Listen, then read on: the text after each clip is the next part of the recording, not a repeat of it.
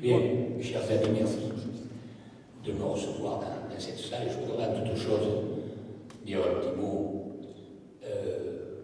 pour une question un peu personnelle. Vous savez que l'an dernier, j'aurais dû participer donc, au meeting de synthèse nationale, mais pour des raisons de santé, je n'avais pas pu le faire. Mon fils avait pris ma place et j'ai mené pendant un an un dur combat.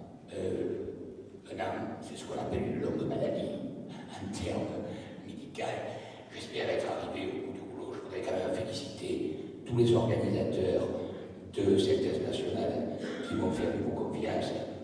Roland Méline, évidemment, Robert Spiller et toutes les personnes qui s'occupent de cette organisation qui est vraiment formidable.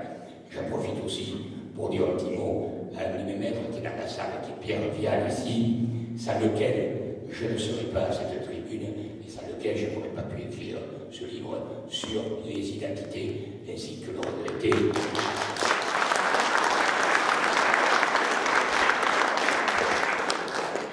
Ainsi que le regretté Dominique Renner, avec lequel, et avec Pierre Vial, nous avons fait à une certaine époque le 400 ans.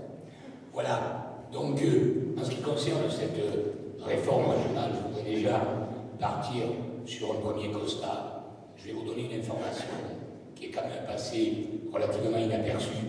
Savez-vous que dans ce pays, il y a 80% des jeunes diplômés d'une classe d'âge qui sont obligés de trouver leur premier emploi à Paris. 80% des jeunes français trouvent leur premier emploi à Paris. La France est un grand pays au point de vue géographique et certains sont obligés de faire pratiquement 1000 km pour obtenir et pour exercer leur premier emploi. C'est un peu à partir de ce constat, si vous voulez, que j'ai voulu faire une critique de la réforme Hollande-Valls et de faire un certain nombre de propositions. Comment est-on arrivé là d'ailleurs? Eh bien, je pense que ça ne date pas simplement de la Révolution qu'on a trop tendance à mettre en exergue au niveau de tous nos mots en ce qui concerne la construction administrative française, mais ça a démarré certainement avec la monarchie, et en particulier François Ier. François Ier qui a, pour annihiler un certain nombre d'ambitions de l'aristocratie,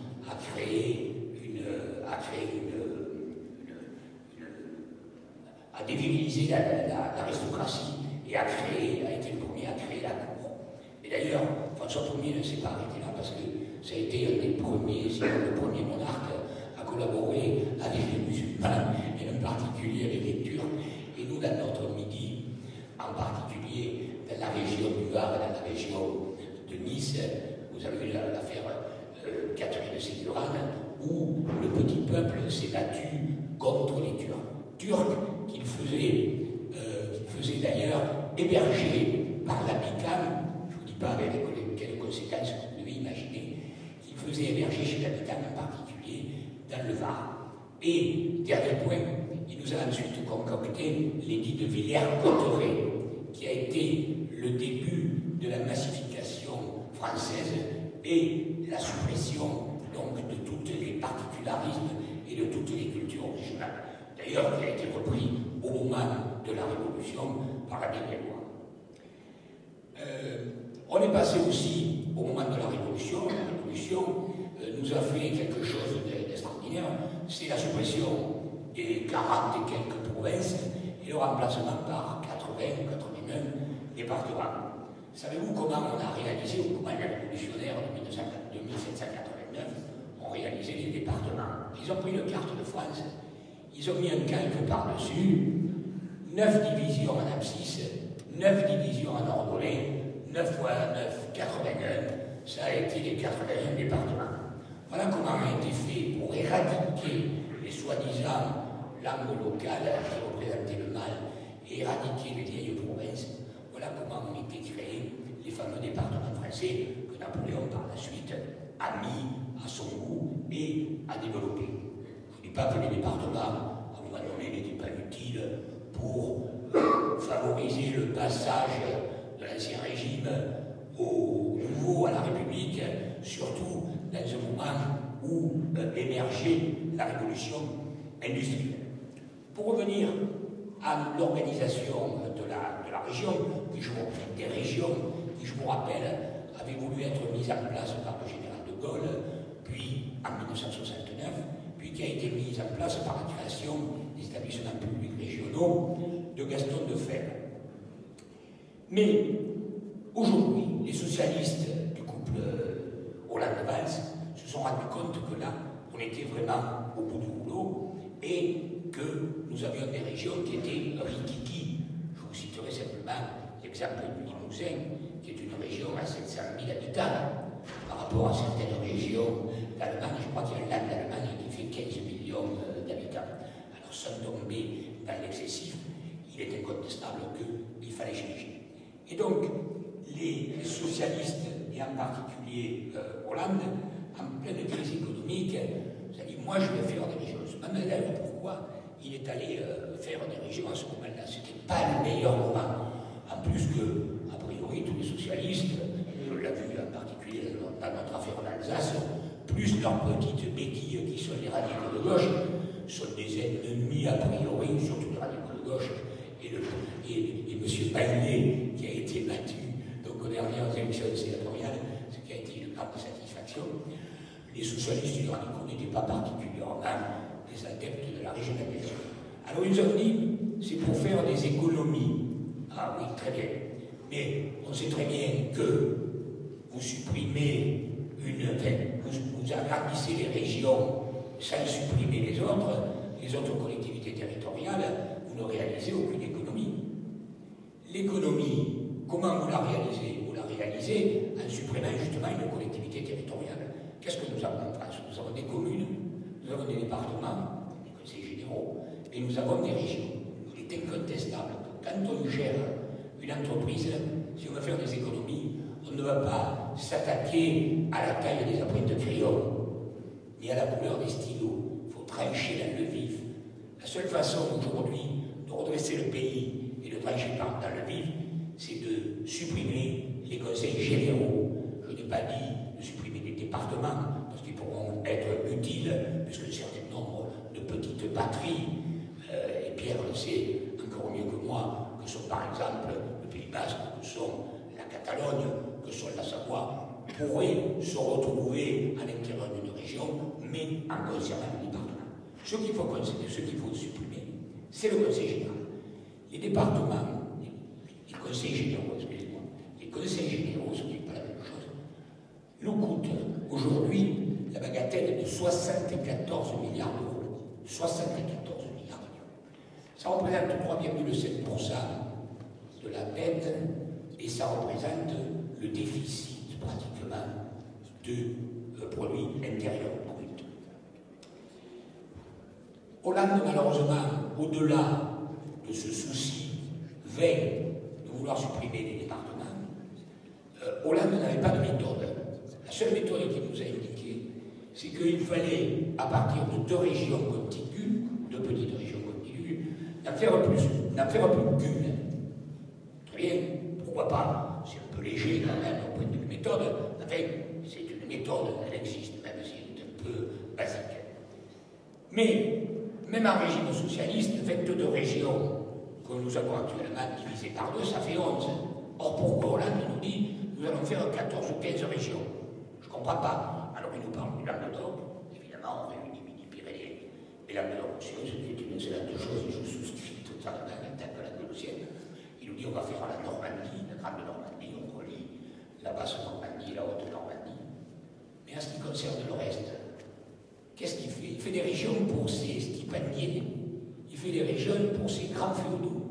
Et nous arrivons à trouver une région pour M. Le Drian, c'est un de ses plus proches collaborateurs, pour M. Le Drian, il faut avec pour cela une Bretagne sans la Loire-Atlantique et sans la région de Nantes. Ils font une... Alors là, on est dans la première réforme, c'est-à-dire celle du mois de janvier. Ça a changé après, hein, parce qu'il réunit 4 ou 5 collaborateurs, et puis sur le gaz, le soir à 20h, il fait sa petite tambouille. Madame Martine Aubry garde le Nord, Monsieur Alain Roussy tout seul, M. Alain Rousset garde l'Aquitaine, on conserve les Pays de la Loire, on fait la région la plus improbable possible en France, je ne sais même pas à quoi ça rime, alors qu'il n'y a pratiquement pas de château de la Loire, ou très peu, dans la région Pays de la Loire. Je trouve ça extraordinaire. Et puis on laisse la région centre toute seule aussi, parce que personne n'en veut en définitive.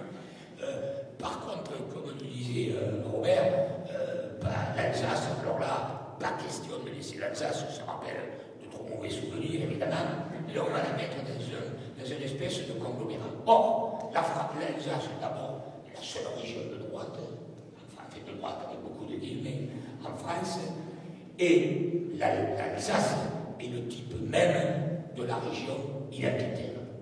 C'est la région identitaire. Alors moi, ça ne me gêne pas que l'Alsace ne soit pas une grande région au point de vue, c'est une grande région au point de vue culturel, mais ce n'est pas une grande région au point de vue de la superficie.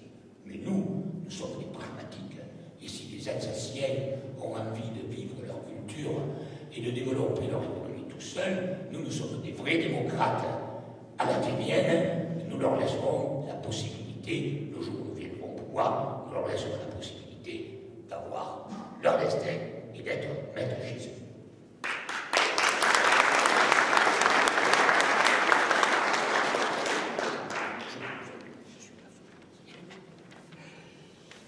Donc,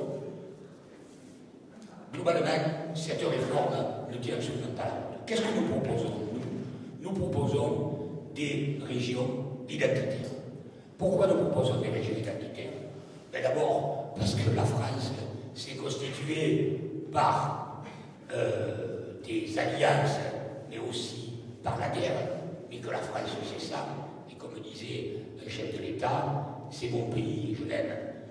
Je n'oublierai jamais que les croisés du Nord sont venus à Béziers un jour de 1209 et où ils ont tué 20 000 personnes à la population. C'est comme ça. Ça ne m'empêche pas de me considérer comme un bon Français. Ça ne m'empêche pas d'avoir combattu pour l'Algérie française. Ça ne m'empêche pas d'avoir conseillé à mes enfants d'aller se battre sous le drapeau français en Afghanistan. Voilà. Mais en aucune façon, ce n'est, il se s'appeler Christine Tassin, pour, au nom de ça, au nom de la France, refuser à des gens qui sont des identitaires et qui ont foi dans leur petite patrie et dans leur terroir à pouvoir vivre comme ils l'aiment.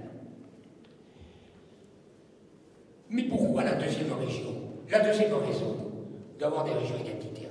Mais parce qu'on s'est rendu compte qu'en Europe, les régions qui marchaient bien d'un point de vue économique sont des régions identitaires.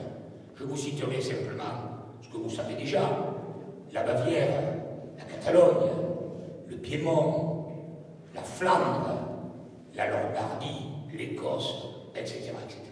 Pourquoi? Mais parce que ce sont des régions homogènes, ce sont des régions qui sont arrimées sur leur culture. C'est pour ça, et ensuite parce qu'elles vivent dans l'entre-soi. C'est pour ça que ce sont des régions qui fonctionnent d'un point de vue économique, et c'est là-dessus qu'il faut construire l'Europe.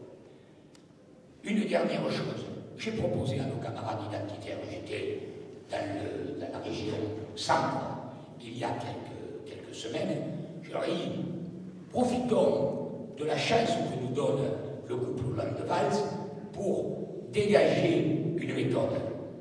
Nous sommes pour des grandes régions de 4 à 5 millions d'habitants, et je pense qu'elles sont évidentes. Il n'y a même pas à les construire.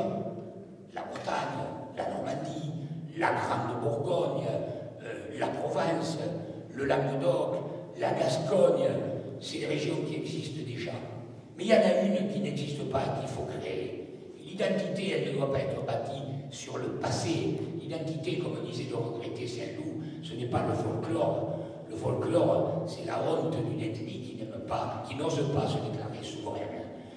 Nous, j'ai dit à mes camarades du centre, créez une région, faites une alliance, proposez une alliance. Vous, ne passez pas par les hommes politiques qui, de toute façon, dans cette réforme, ne nous ont jamais demandé notre avis. Proposez la fusion de la région centre, avec la région Val-de-Loire, avec une capitale à Tours. Et là, vous ferez une œuvre absolument fantastique et une œuvre innovante. Et j'ai proposé, dans le cadre du réseau Identité, de créer une ligue Cœur de France. Cœur de France, qu'est-ce que ça veut dire? Ça veut dire que ça nous permet de répondre d'abord à tous nos accusateurs qui nous disent « vous êtes des anti-français ». Parce que vous voulez le développement de région, vous êtes des anti-français. Ce qui est loin d'être le cas. Vous voulez détruire en remontant, en faisant émerger les anciennes langues, etc. Pas du tout. C'est pour ça que je voudrais qu'on appelle cette région Cœur de France, parce qu'elle est au cœur de la France et qu'est issue la dynastie des Bourbons, qui a été quand même, avec Henri IV, la plus grande dynastie française. Je voudrais simplement, en conclusion, dire que pourquoi nous nous battons sur cette affaire des régions? Parce que, je dis, arrêtons de laisser croire que notre famille de pensée, la famille des patriotes, la famille des identitaires, n'est capable que de se battre sur l'immigration. Évidemment, l'immigration est quelque chose d'important. Évidemment, je ne pas contre l'immigration. Mais il faut qu'on apparaisse, et je remercie notre ami de Brienne, sur la qualité de son discours. Il faut que nous soyons aussi compétents pour proposer des réformes sur la réforme territoriale, pour proposer des projets sur la réforme territoriale, mais aussi pour la réforme des collectivités locales. Et là, nous apparaîtrons comme des gens sérieux, capables un jour d'exercer des responsabilités du pouvoir. Un seul slogan pour terminer, donc, ce bref exposé, des régions fortes pour une France puissante dans une Europe souveraine.